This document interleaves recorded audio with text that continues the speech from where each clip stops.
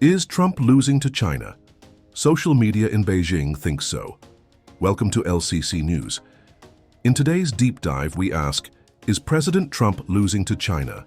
With trade tensions reigniting and online chatter growing louder, we examine what Chinese social media is saying and what it could mean for America's global standing. Earlier this year, President Trump reintroduced aggressive tariffs on Chinese imports, some soaring up to 145%. The move, aimed at correcting trade imbalances and protecting American jobs, sparked immediate responses from Beijing. In retaliation, China levied its own tariffs, targeting key American exports such as soybeans, cars, and semiconductors, while Trump touted the move as a way to put America first. Critics say it's reigniting a costly trade war that affects everyday consumers. Historical parallels are being drawn to the Smoot-Hawley Tariff Act of 1930, which many economists argue worsened the Great Depression. These comparisons highlight the gravity of economic nationalism in a globally connected world. Economists from institutions like the Brookings Institution and the Peterson Institute have warned that the renewed trade war could dampen global economic growth. US farmers and manufacturers report increased strain, while some multinational companies have started to shift operations out of both the US and China to avoid the tariffs. Meanwhile, inflation concerns grow as prices for goods continue to rise domestically. In cities across the Midwest, small business owners speak out about thinning profit margins, and consumers report changes in spending habits. The domino effect of tariffs is spreading through logistics, retail, and agriculture, pushing some local economies toward contraction.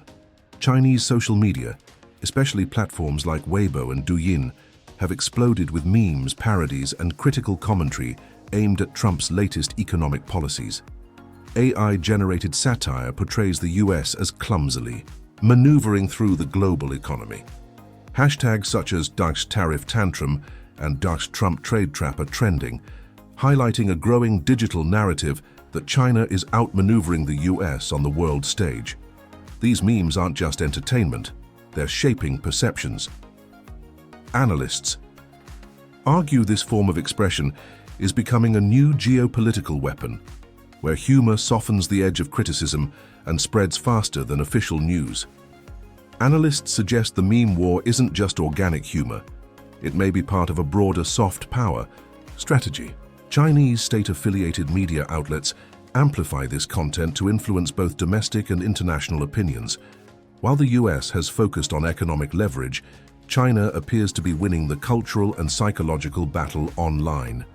In classrooms and cafes from Nairobi to Berlin, young people are consuming content framed by Beijing's messaging. Experts warn that this influence could have long-term implications as digital diplomacy becomes as potent as traditional alliances. Allies like the EU and Canada have expressed concern over the growing divide between the two superpowers. In some cases, they are increasing trade with China or pursuing digital autonomy from US-based platforms.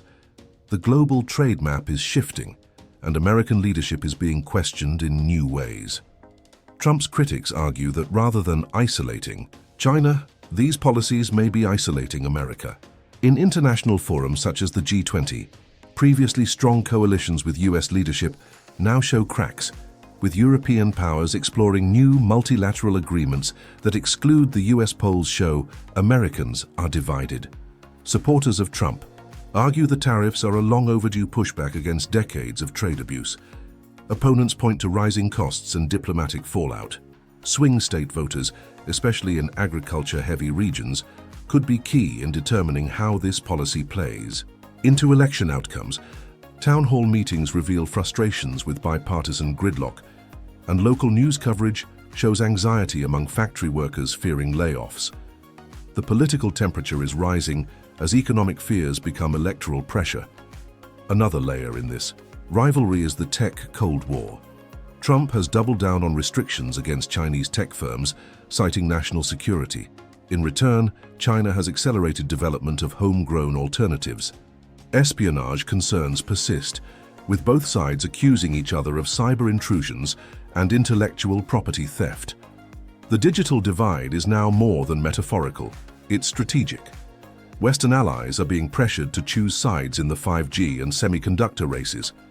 Meanwhile, tech giants face new scrutiny as they navigate both regulatory regimes. In the age of information, perception is power.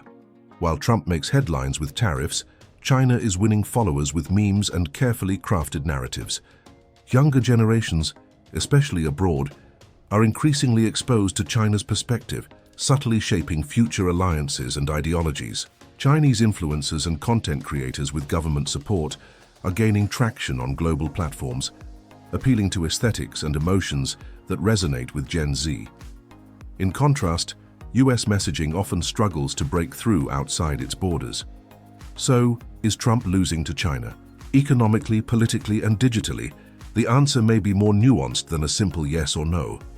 What is clear is that the rules of engagement are changing. Trade wars are no longer just fought in boardrooms and factories, but on smartphones and social feeds. The next phase of this rivalry may be decided not only by policy, but by which story resonates more deeply with the world. Thanks for watching LCC News. Be sure to like, comment, and subscribe for more global insights.